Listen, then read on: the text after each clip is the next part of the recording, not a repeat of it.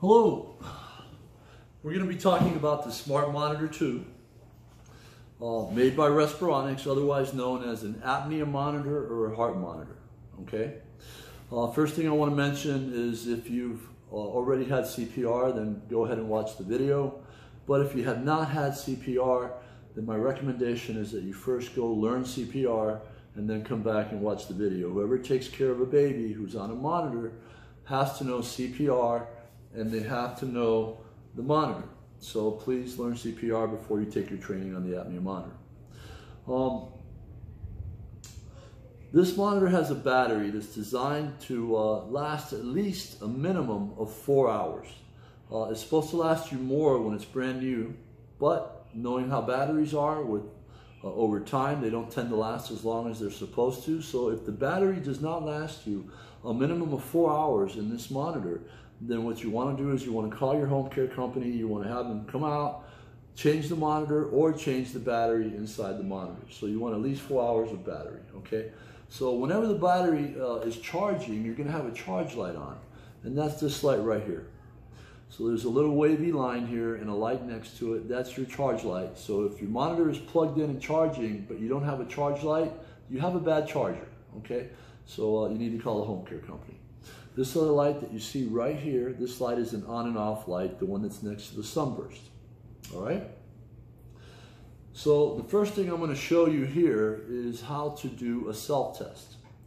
A self-test, also known as a loop test, will tell you three different things. It'll tell you that the monitor is functioning properly. It will tell you that the patient cable, this blue cable here, is functioning properly. And it will also tell you that the lead wires are functioning properly. Right now, I have the monitor set up to do the self-test. I have the patient cable inserted all the way into the front of the monitor.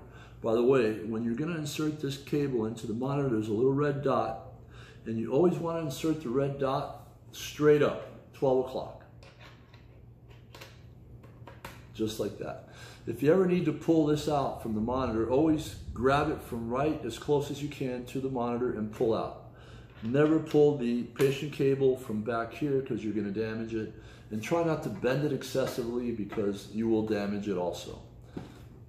And certainly do not pick up the monitor by the patient cable, okay? The lead wires, the black and white wires, they're called lead wires, are inserted into the other side of the patient cable. You have a white with white, as you've noticed, and black with black. The initials RA are on the white side and LA are on the black side. RA stands for right arm, so the white wire is always going to go on the baby's right side, okay? LA stands for left arm, so the black wire is always going to go on the baby's left side, okay? So when we loop the monitor back into itself, you have two holes on the side of the monitor with the initials RA and LA. So you're going to take the white wire, put it in where it says RA, the black wire, put it in where it says LA, and now you've got the monitor looped back into itself.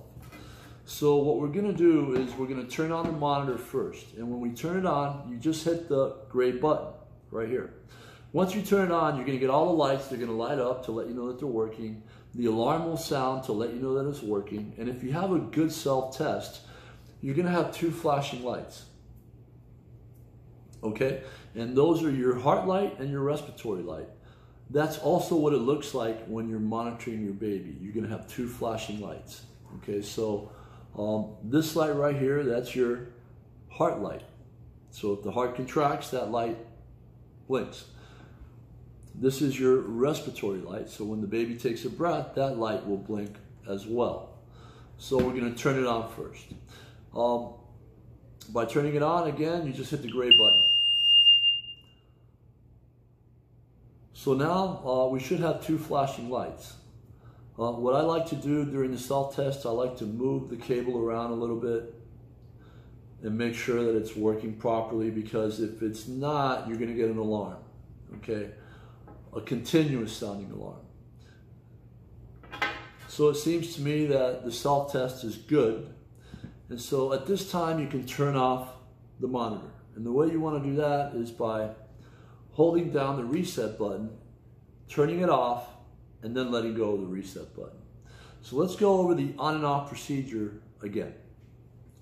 We turn it on by simply hitting the gray button. To turn it off, you got to hold down the blue reset button. And while you're holding it down, you turn it off, and then you let go of the blue reset button. That's the way we turn off the monitor, okay? So we have a successful cell test. We know that the monitor is good, the patient cable is good, and that the lead wires are good, okay? Let's talk